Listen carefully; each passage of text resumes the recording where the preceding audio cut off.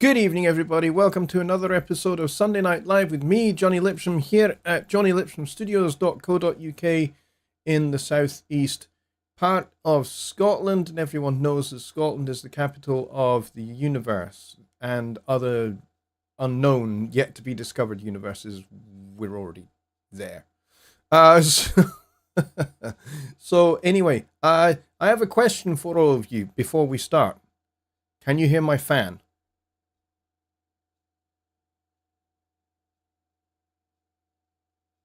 My fan is just out of shot. It is very hot and very humid at the moment. So I have to have my fan on, otherwise I will cook. And so will most of my gear. And no, that is definitely something I don't want, because by night, this is the Jonny Lipsham Studios studio, but by day, between Monday and Friday, this is the Persona Scotland office, and so I need all of my gear to be working like all the time. So the fan is just out of shot over here, and it's doing two things. Number one, it's keeping me cool, and it's keeping my gear cool as well. In fact, I have an additional fan that's on the floor that's keeping the CPU cool as well, as it's over. It's as its own fan does its own thing as well. Just Bob says, can't hear it. Mine might be overpowering it though. Okay. Yeah, I have it on its lowest setting. If I crank it. So now I have it absolutely cranked. And now it's back on its lowest setting again. But yes, it's very hot in here, so I'm trying to keep cool. So I hope that it's not distracting for anybody. I do have an expander on here, which basically means that when I'm not talking, the audio of the mic gets shut off. So you might be hearing it when I'm talking. So, all right, so let's go see who is here. And Bobby Booth, for the first time in a long time, was first in the door. Congratulations to you, Bobby. Welcome. We've got Billy Morgan here. We've got Stephen Wilson here. We've got Keyman. I know who that is. And Ron Figura. And we got Tony Stringer. And we've got the W5 family here as well. We've got Tony Cardona. We got Neil Thompson. And we've got Barry Chabala here, who says it's his first live stream. Barry, welcome. I saw you in the Studio One Plus community, so welcome. I'm glad you followed that link to come through here. By the way, feel free to go and grab some other folks from the Studio One Plus community and get them to follow you into this as well. Because I think, you know, hopefully everybody finds what I do here very, very helpful and useful. Thank you for your subscription as well, Barry, because in order to be able to comment and stuff, you had to subscribe. So thank you very much for that. It helps me move inexorably towards 6,000. Yeah, I know that's, you know, in the grand scheme of things, that is not a lot of subscribers, but, you know, to me, that's I like that. That's good. And then, of course, we'll be marching on towards 10,000 subscribers and beyond as we continue to grow the channel and as we continue to dominate and take over the audio world. That's not really my intention. But let's see, who else do we have here? We've got Caltrajusiak is here. Daryl Harrison is here. I know he likes the way I say his name because it's very Scottish. Daryl Harrison, because it's got the L's and the R's in it. And who else do we have? We got Just Bob here. We got Simon Carpenter. We got Don Oliver here as well. We got Lorenz. We got Papa Raptor Music. And that is, I think I've reached the end, which is awesome. So just for those of you that are new to the show, so that would include you, Barry. I'm glad you're here. Thank you for coming. I appreciate it a lot. Just so you know what the show is all about. This show is dedicated to Studio One and dealing with Studio One questions and talking about Studio One features and functionality and stuff. And Tony has already asked a question. And of course, you don't get that many characters, so he's had to continue it over into a second post, which is fine. I don't mind people doing that. Now, if you want to ask a question, so that it's easier for me to see your question, please type at Jonny Lipsham Studios at the start of your question, because what that does is that highlights my name in red. For me, it doesn't for you, but it does for me. And it makes it easier for me to pick out questions from amongst just the general chat. Otherwise, it doesn't fly by particularly, but it just means I'm less likely to miss a question if you do it that way. The other way you can ask a question, if you know that your question is going to involve a lot more than just the 160 or so characters you get in a post, you can follow that link that's at the bottom of the screen there, jonnylipshamstudios.co.uk. That's my website. At the top right-hand corner, you'll see that there is a Contact Us button. Click on that. It will scroll down to where the contact form is at the bottom of the page. You can fill that out, and you can put the title or the subject rather as Sunday Night Live question, and then email me your question. And I will be checking my emails periodically throughout the show and prior to the show as well to see if there are any questions. There are none in the email at the moment. But when they come, yes, I can answer your questions that way. If you want to get a question in ahead of a show, you can do it that way as well. Or if you want to suggest a broader topic for a show like Sunday Night Live or my other show, which is on a Wednesday, which is called Songwriting Simplified, where we talk about songwriting, arranging, composing, lyrics. We talk about music theory as well. You can get questions for that show to me that way as well. But you can also ask in chat on the night as well. And it's on a Wednesday at the same time, 6 p.m. Central Time. So, yes, those are the two shows I do. And that's kind of how this show works, Barry. It's all about Studio One. The songwriting show on a Wednesday is a bit more DAW agnostic. We talk about songwriting in its broadest terms. And yes, we've covered a lot of music theory stuff. We've done melody writing. We've done harmony. We've done different chord types. We've done a little bit of some advanced stuff like tritonal substitution. But that's really as far as we go into like advanced stuff, because really, the show's called Songwriting Simplified for a reason.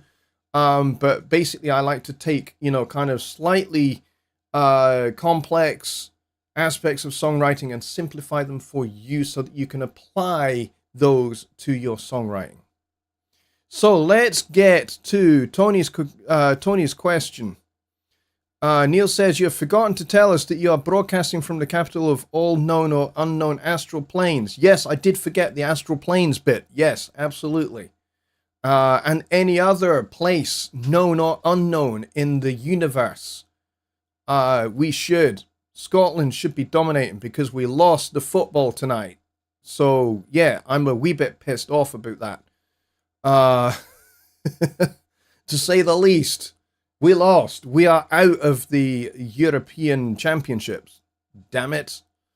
So, I'm a wee bit peeved about that, because we are also out of the 2020 Cricket World Cup as well. So it's just like Scotland is not dominating in sports, in either of the two sports I like. So, yeah. So we need to find like other places where nobody is that we can dominate. So,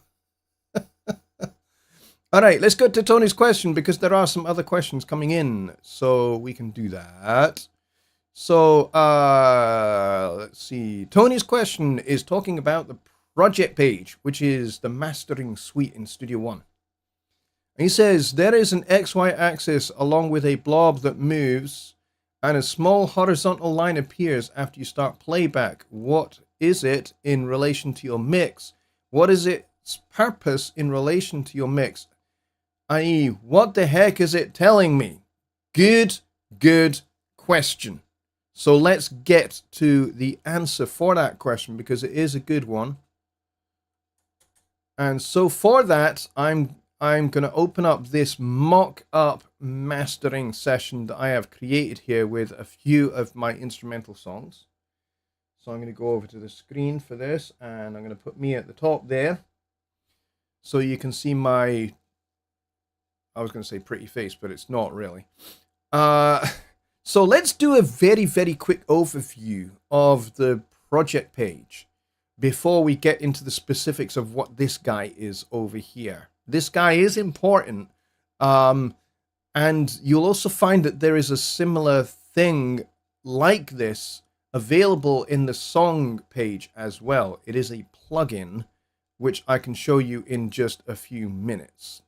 So, in the project page, which is designed for mastering, for example, an EP or an album, and I really don't want my notifications to turn up. Hang on a minute. I just need to clear my notifications, and I need to turn them off so that we don't get any more. There we go. All right, so this is designed for mastering an EP or an album or a live show, and you want to do some crossfades between each song in your show, for example.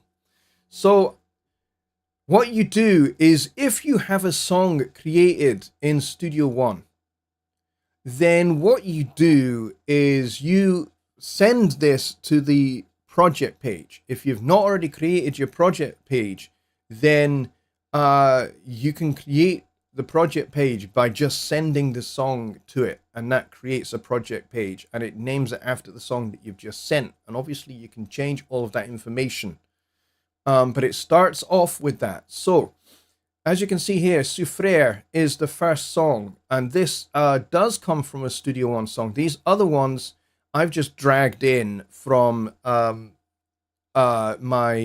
one of my folders on my desktop, which is why it says WAV here. But this one has a Studio One logo, and you'll see that it's got a red wrench over the top of it. Now, what does that mean? This is the mastering file status.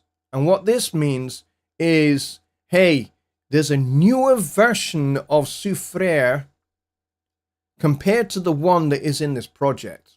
So if I've done something to Souffrere, the song, and changed something in some way, shape, or form, that's made it different to what is in the mastering suite right now in this project.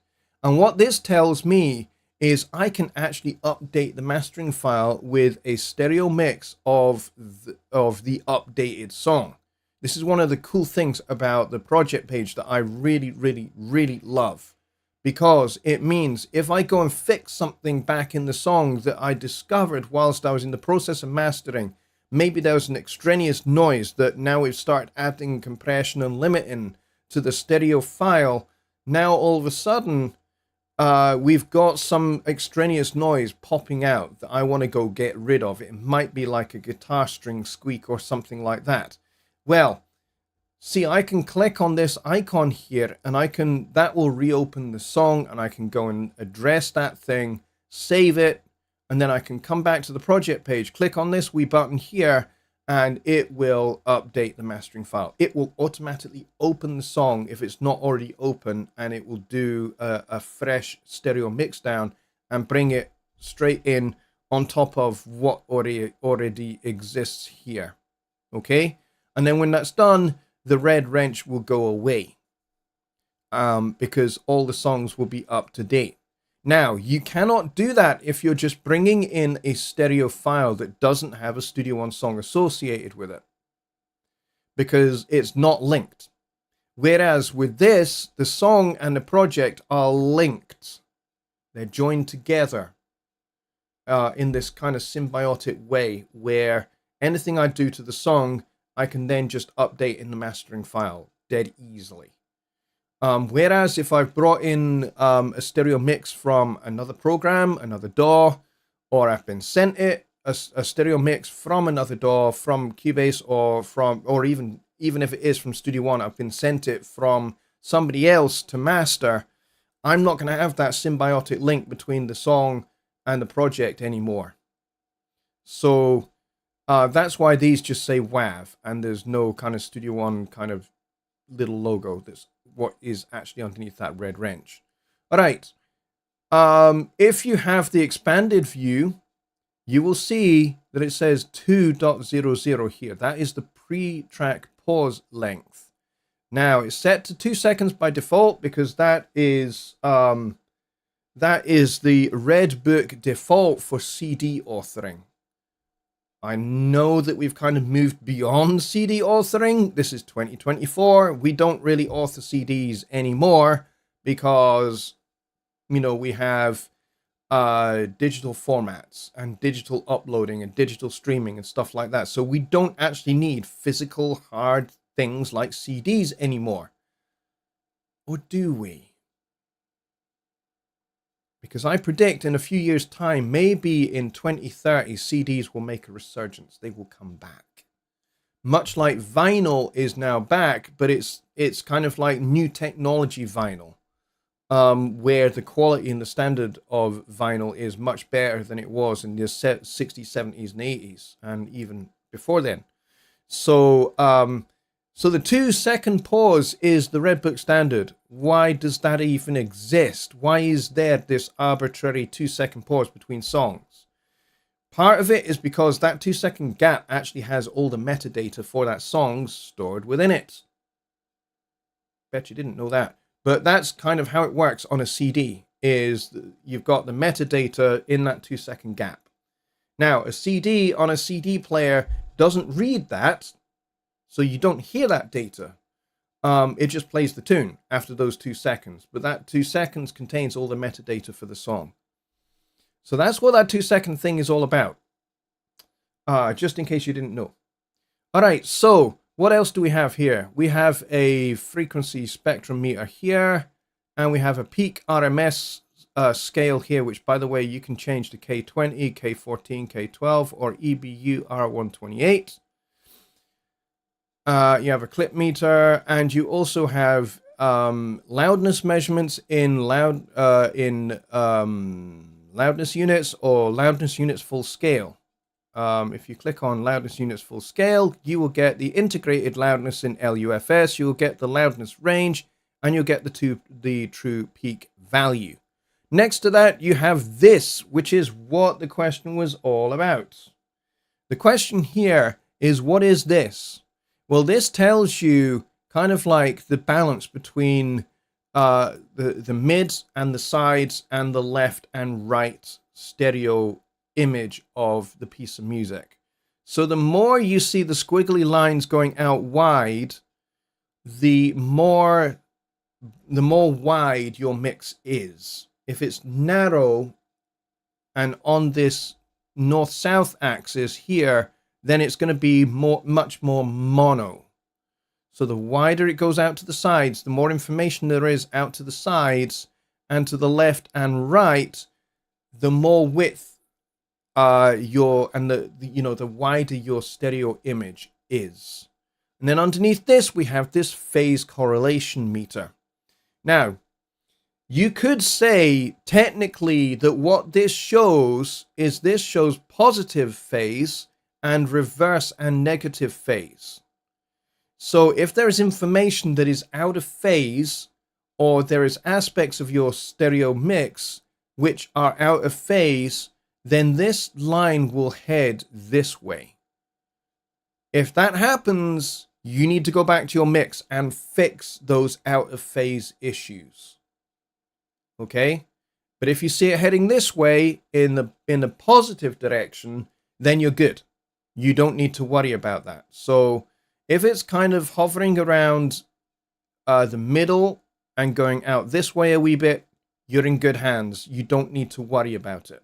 So let's take this particular piece here called Softly Spoken, which is a kind of brass piece with rhythm section that I wrote, many years ago, kind of nearly 8 years ago now. And we'll see what this looks like in terms of the peak and RMS values and also the width, and we'll look at the phase correlation as well. So let's play this.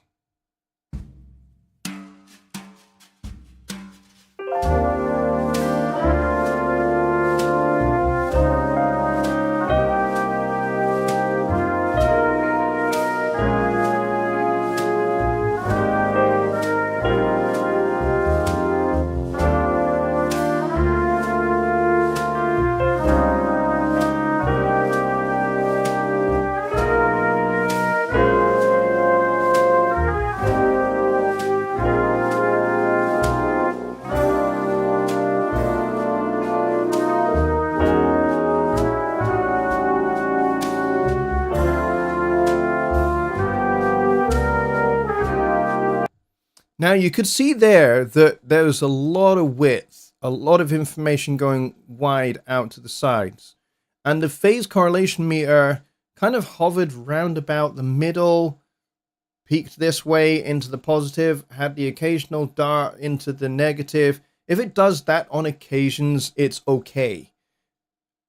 You know that you have problems with your mix if it's over this way all the time. If it's just kind of like way over here, you've got problems in your mix. If it kind of occasionally goes blink and then comes back and then goes back this way, I don't think you've got very much of a problem and you don't really need to obsess about it.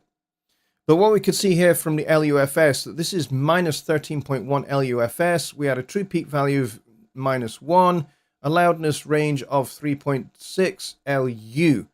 So what does that tell us? This tells us that this is in the sweet spot for streaming services. If I was to upload this to SoundCloud, to YouTube, to Spotify, to wherever I want it, it's in the sweet spot. It won't get turned down by their loudness normalization standards that all of these different services have. Some of them have -14, some of them have -13, some of them have -25, in fact.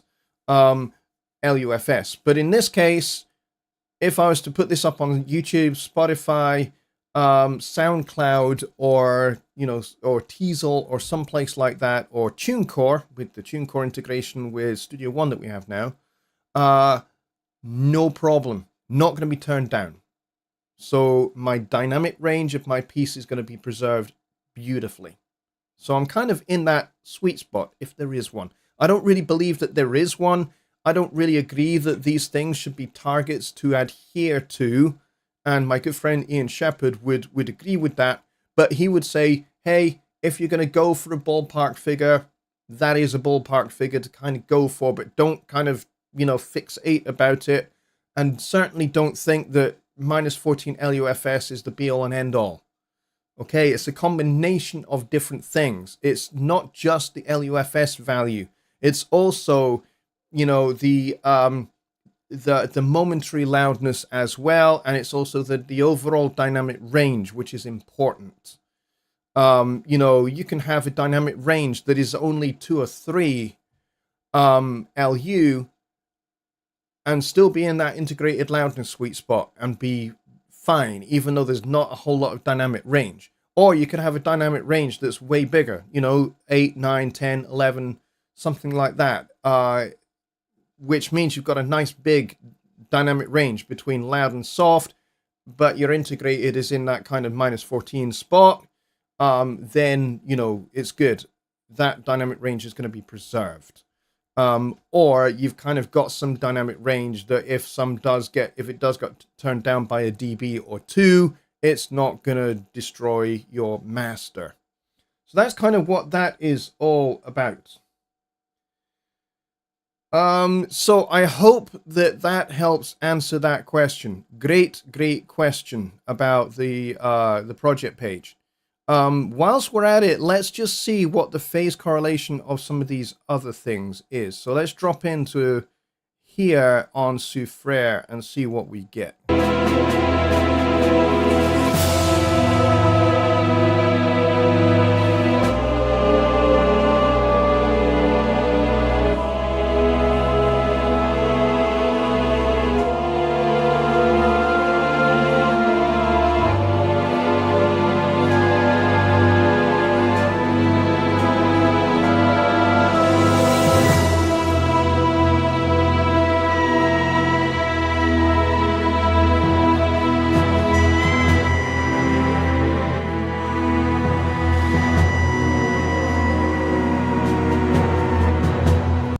All right, so what we saw there was lots of good wide stereo image, and our phase correlation was kind of mostly around the middle, kind of going up into the positive area, which is where we want. We had like one tiny little dip down into negative, but that's okay. That's not bad. That's fine. I'm okay with that. And our integrated loudness is 12.2 LUFS. So if I uploaded this to Spotify or all of that stuff, it would not get turned down for sure, because we've got a couple of dBs worth of spare headroom. But look at that loudness range here, 3.1. So, you know, we're kind of okay there. Then our true peak was -1.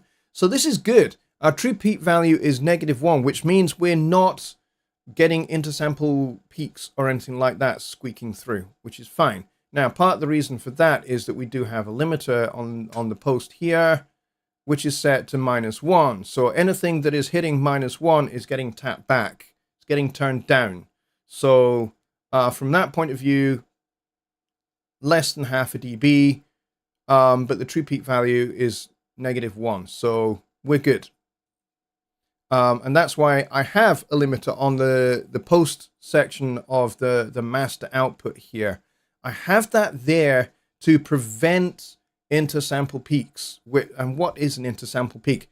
It's a peak that can happen between two samples where, you know, audio is constantly being sampled at a particular sample rate, in this case 48 kilohertz, which is 48,000 cycles per second.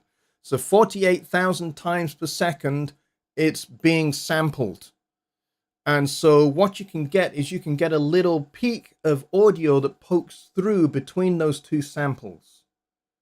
And so they are too fast for a limiter to grab. Intersample peaks are too fast for a limiter to grab, but they can cause clipping. They can cause, therefore, digital distortion, which you don't want. So if you set a limiter's threshold to -1 dB, what that does is that prevents those intersample peaks from going above 0 dB. A lot of people, when they set their limiter to like 0.1 dB or something like that. So it's like a tenth of a dB before 0. That's kind of okay. Don't have too much of an issue with that, except for intersample peaks can get through. And, you know, they'll not be caught. And so you can get clips. Now, it happens so fast, a limiter doesn't detect it, and neither does your DAW. Your DAW won't pick it up. So Studio One won't pick it up. And this clip light will not go off. And you'll think, great, I haven't clipped. Until you listen back to it. And then you start going, I can hear that digital distortion. That doesn't sound right. That doesn't sound good. And then you start thinking the least logical thing, which is, maybe this is a bug in Studio One. No, it's not a bug in Studio One. It's an intersample peak, because your limiter is set too close to 0 dB. So if you set your limiter to -1 dB, that gives you 1 dB of headroom for those intersample peaks not to peek through. And give you that digital distortion that is never going to get caught by the clip light in a DAW. So that's really important. Let's see. We're about halfway through the show, and I am aware that there are probably a couple of other questions here that I want to see if I can get.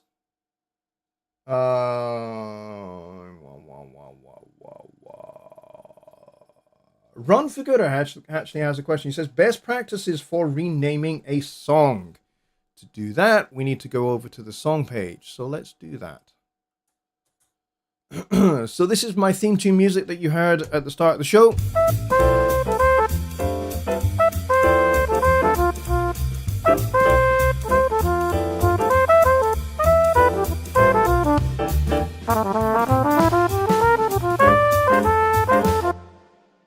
All right, so that's my piece of music, and it's called Modal Blues.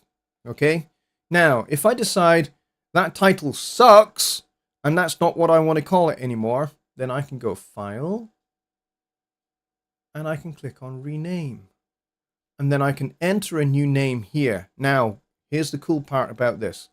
When I hit rename here, not only does the song file itself get changed, but so does the song folder and all relating folders inside the song folder. They all get changed as well, so that everything is nice and neat and organized, and nothing gets missed out.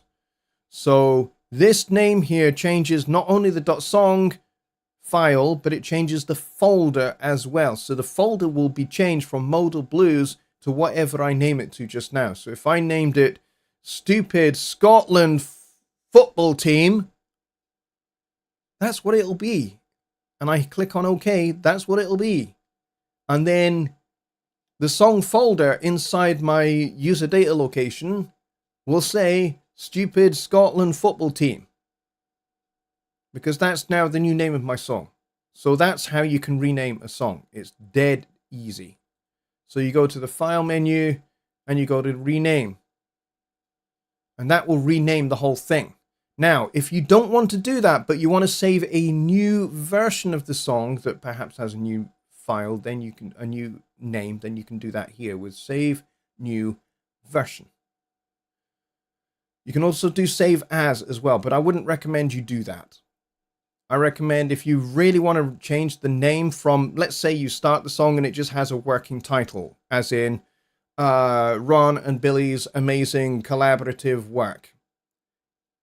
And you started working on this and that's the title of the song, but let's say, you know, a few days and weeks down the road, now the song has a title, because you've got lyrics and you've got all sorts of other things going on and lots of other things added into the production. It's starting to take shape.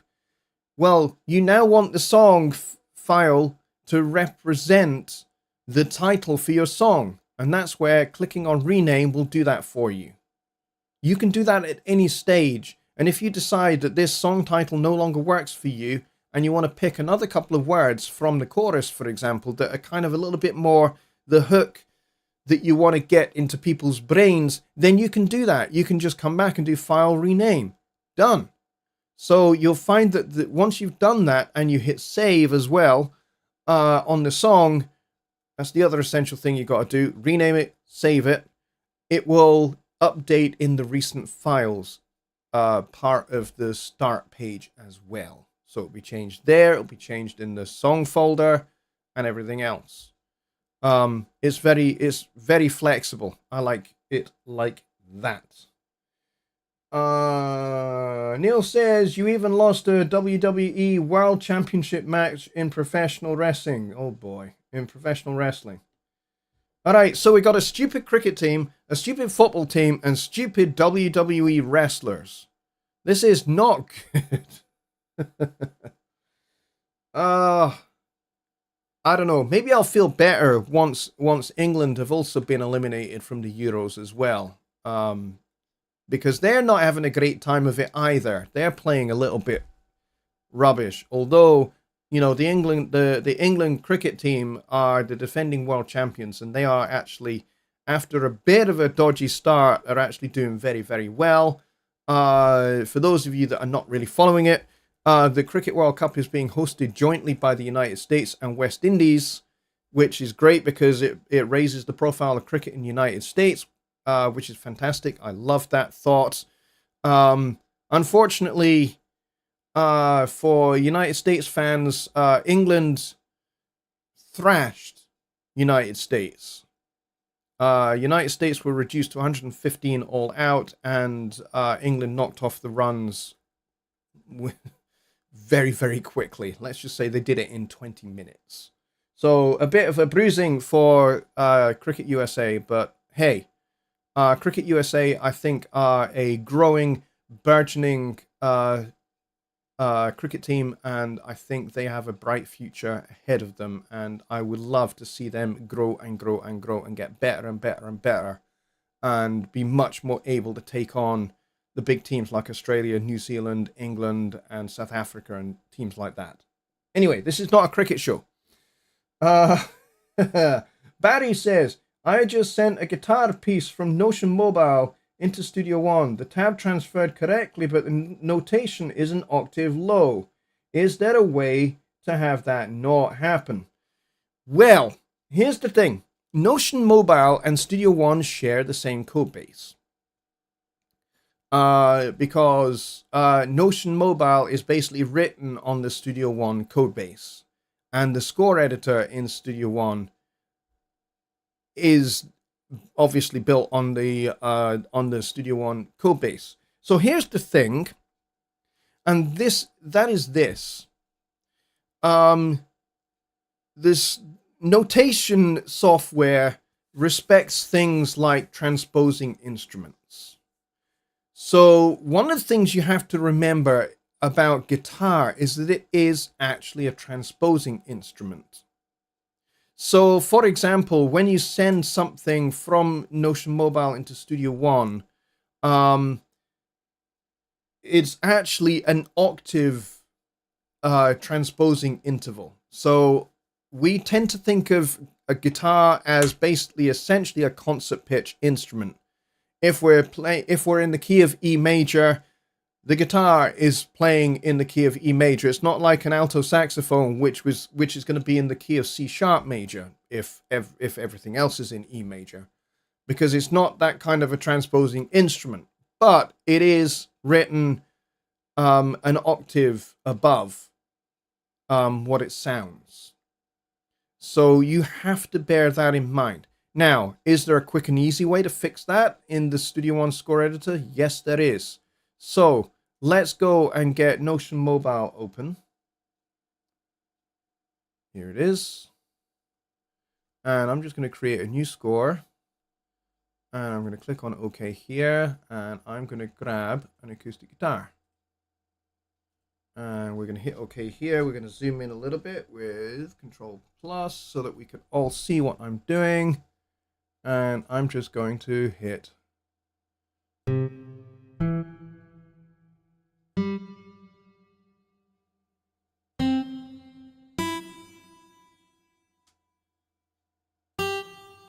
There we go. And we'll play that. So we've got ourselves a nice C major chord. And what I'm going to do is I am going to duplicate that 4 times. All right, so we've now got 4 C major chords.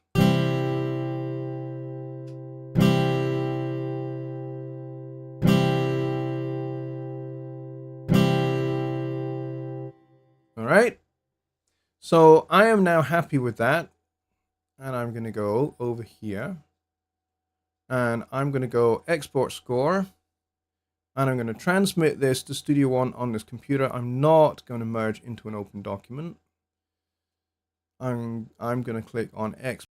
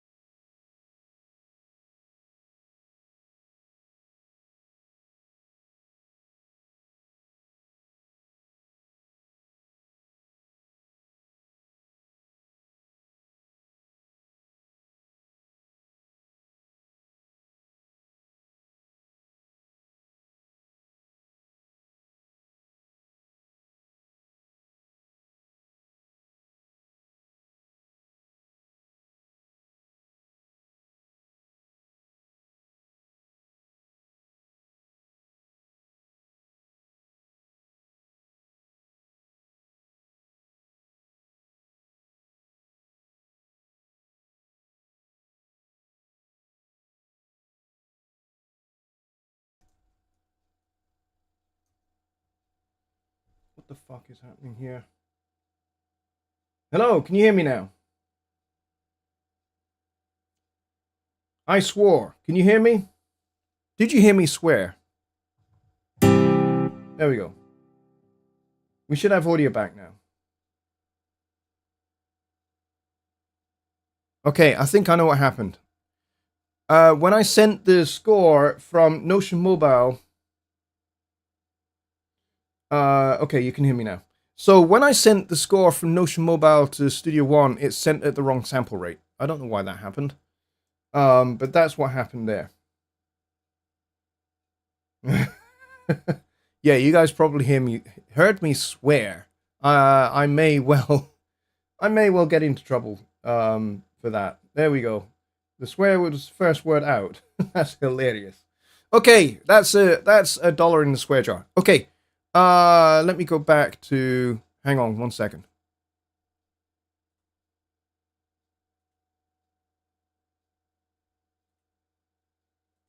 All right, so you can still hear me. Good. Okay, so let me play this. Okay, let's go back over to Studio One.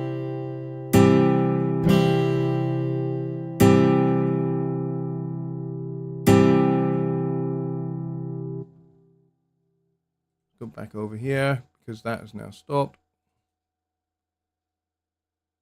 Let me play that again.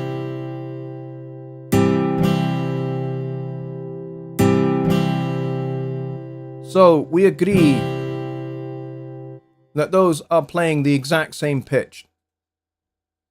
So let's open this up here and we will go to the score editor. And we will see here that these notes are a whole octave below what they should be. So let's go to the track thing here, and we will see here that it says apply staff preset. So let's go and grab guitar, and we'll grab acoustic guitar. And that appears not to have changed anything in our score, but these notes here, the tab is exactly the same, but the notes are a whole octave below what they should be. And there's a reason for this. And the reason for this is actually pretty simple. And that is because Notion has the correct transposition set. Whereas this one doesn't. It says C, same octave. But if I go over to Notion, if I go over here, if I click on this, it says octave, 1 octave lower. Now this is correct.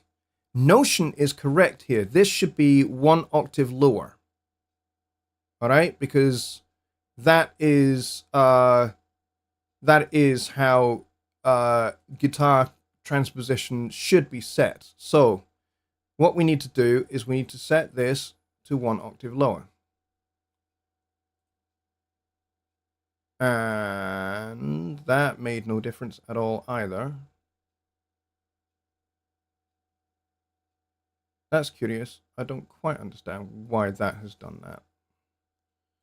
But no matter, what I'm going to do is I'm going to cheat a little bit. I'm going to take these bottom notes and I'm going to move them all up.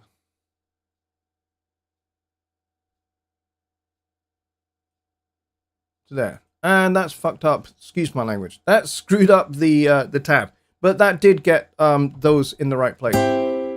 But now we have it playing a whole octave too high. But yes, so the transposition needs to be set correctly. So my advice to you is this. To avoid this from happening, when you are going to send from Notion to Studio One, create your song in Studio One first. Okay? And when you create your song in Studio One first, set this transposition correctly so that when it comes over from Notion, it should be set correctly. You can, of course, if you prefer, just go and change this to same octave. Okay, so now that I've set that to same octave, I could just send this back and we could go export score and we'll merge it into the open document. We'll go export this time. And there we go. That didn't do what I wanted it to do. It probably merged it into the wrong score, into the wrong thing. Let's have a look. Did it? Did it merge it into this song? It did not.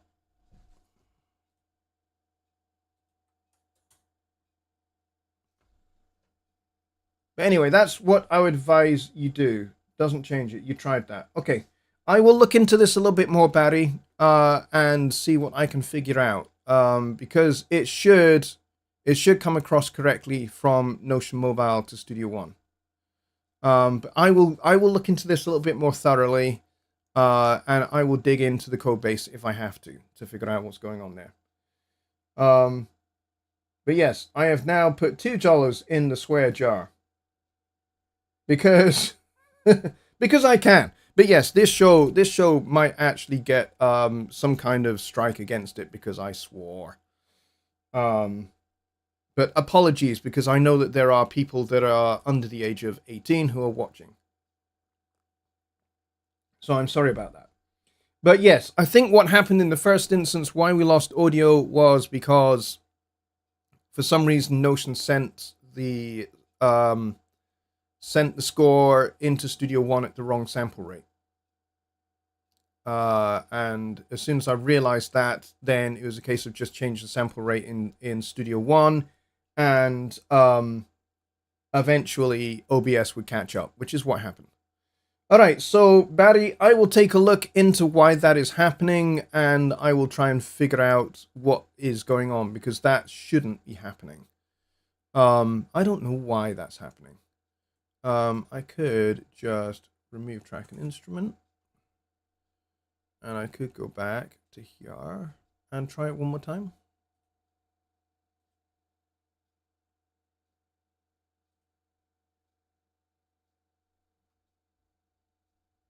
Yeah, even with that set to same octave, it didn't change it. And of course, there's no instrument on there.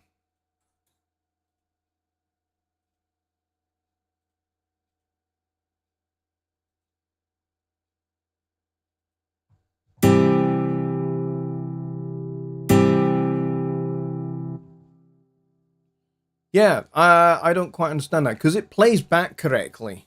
The notation is just definitely a whole octave below what it should be. Even if I... Now, did you notice what just happened there? I changed it to 1 octave lower, and it corrected itself. So that seemed to have worked. Did you see what happened there? The notation changed. It went up an octave in the notation. So now these two, this is not the same. I thought this was the same. So let's put that back to same octave, and everything goes back down. So this is the same as Notion. Yep, that's the same. And this is the same. But yes, if I now put that into 1 octave lower, it fixes it. So now we have it correct.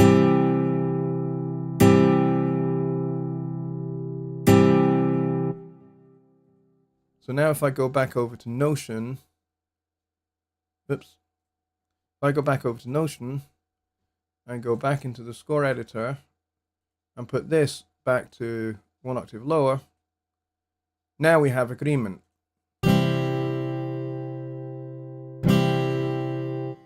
So now this is the same as this.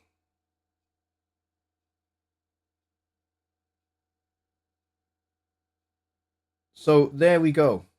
So what exactly did we do? I'm not 100% sure. But what I did do was I deleted the track and the instrument out of this Studio One song, and then I sent it again, but with the transposition set to same octave. and then it brought it over with everything in the same octave, and then as soon as I changed this to 1 octave lower, the transposition changed. Okay? So this is what you would expect to see with 1 octave lower. So now both are, this is set to 1 octave lower, and I believe Notion is as well. Let's double check that. Yep, this is also set to 1 octave lower. So both are now correct. So I'm not quite sure what happened there. What did I do? I don't know. I'm going to have to watch this video back. When this becomes a video, I'm going to have to watch this back. Barry, I recommend you watch this back too, and see if you can catch exactly what I did. Because I'm not entirely sure what I did. But whatever I did, fixed it. And I think what it was I deleted the original send to Studio One, and then I did the send again with the transposition set differently, and it came across and it was correct. So I think that's what I did.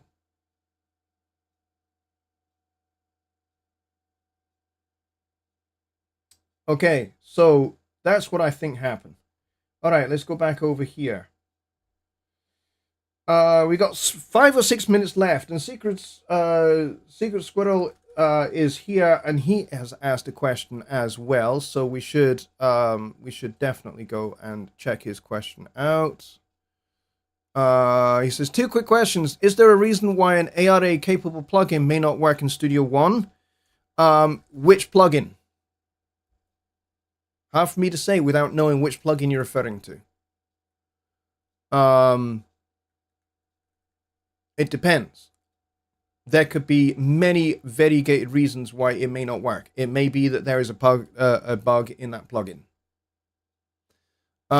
Any reason why a Spitfire audio instrument may not read MIDI device seen in Studio One?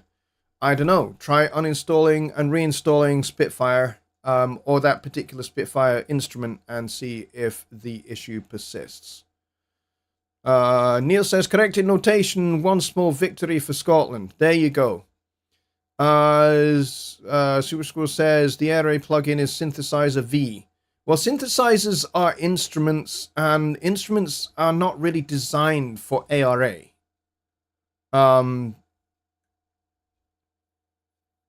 Technically, they're not really designed for ARA. And as far as I know, Studio One doesn't really support virtual instruments in ARA.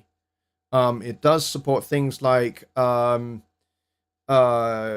there's been a new update to RX that allows RX Editor to work in ARA mode now, which is a big victory for those that have been wanting Isotope RX to work inside Studio One via ARA. It's a small victory. It's not completely the whole way yet. And then, of course, you've got the usual. You've got Melodyne, you've got Vocaline, and there's one other that I can't remember which one it is that also works in ARA. Synthesizer V is an AI-driven vocal tool. It may just be that that particular instrument does not support Studio One.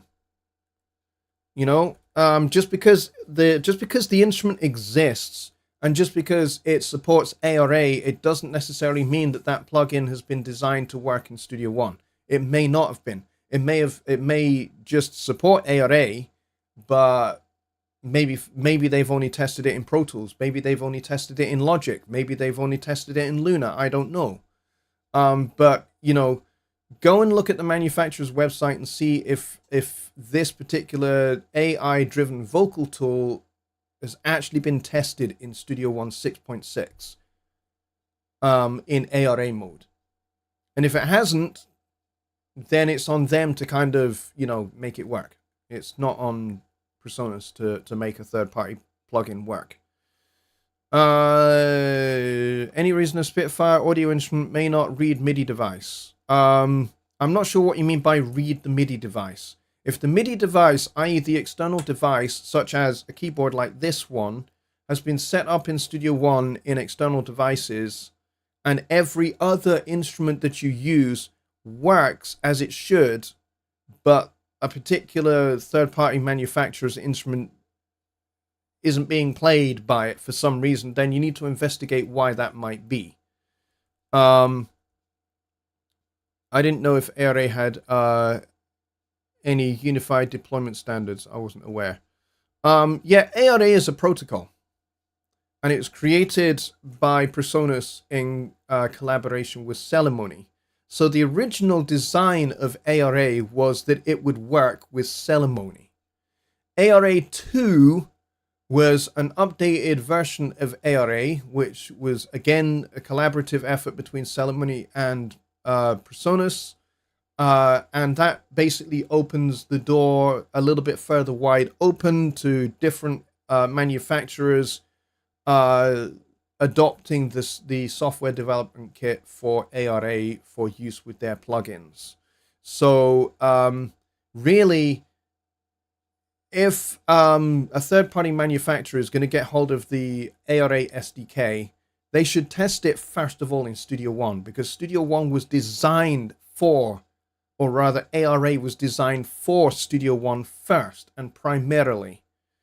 So it makes sense that they should test with Studio One. If they haven't tested with Studio One and Studio One is not listed as a supported DAW, then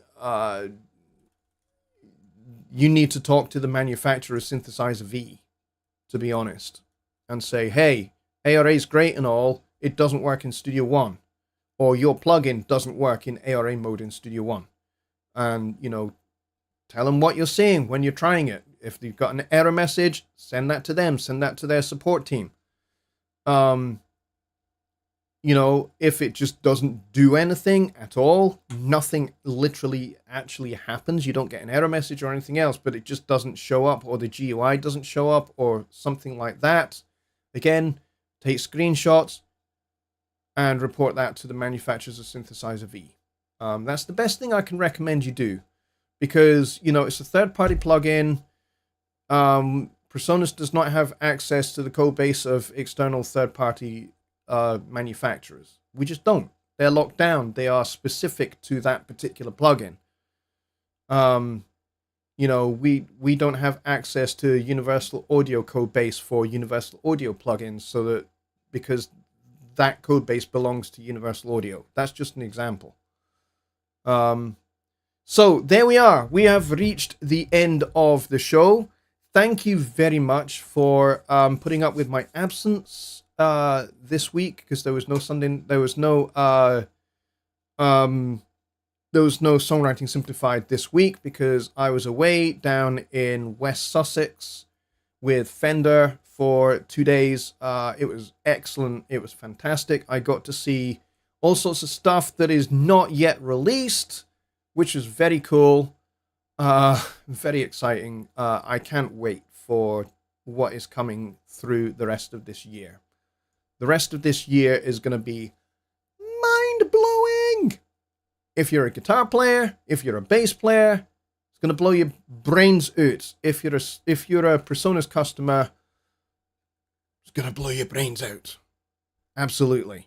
So stick around, stay tuned for stuff that's coming. Okay, it's going to be amazing. You guys are going to love what is coming. I'm very, very excited. So we're all done and dusted for yet another episode of Sunday Night Live. We'll be back again on Wednesday for Songwriting Simplified. I'm really looking forward to that. It was nice to dip my toes in a wee bit into songwriting things there. With Barry's question about the score editor and sending to and from Notion to Studio One. By the way, that symbiotic link between Notion and Studio One is awesome and is just going to get better and better and better. We're only just getting started. So I will see you on Wednesday. Billy has launched a Zoom, so if you want to join us and continue the conversation, then please do go and check out Billy's Zoom. We have 23 people still here, which is wonderful. Thank you very much, everybody, for joining me. Make sure you subscribe. Make sure you hit that like button. We've got 23 people and 20 likes. It'd be nice if we get 3 more. That would be awesome. I love you guys very much. You are the best. You are awesome. and I will see you on Wednesday. So if you have a question, like I said earlier, for Wednesday's show, you can email it to me. It's fine. Just go and follow that, type that web address into a new tab and send me that email. All right, folks. I will see you. As I said, sorry, I'm trying to get my theme tune organized. I'll see you on Wednesday for Songwriting Simplified. Take care, everybody. Have a great start to your week. Cheers. Bye for now.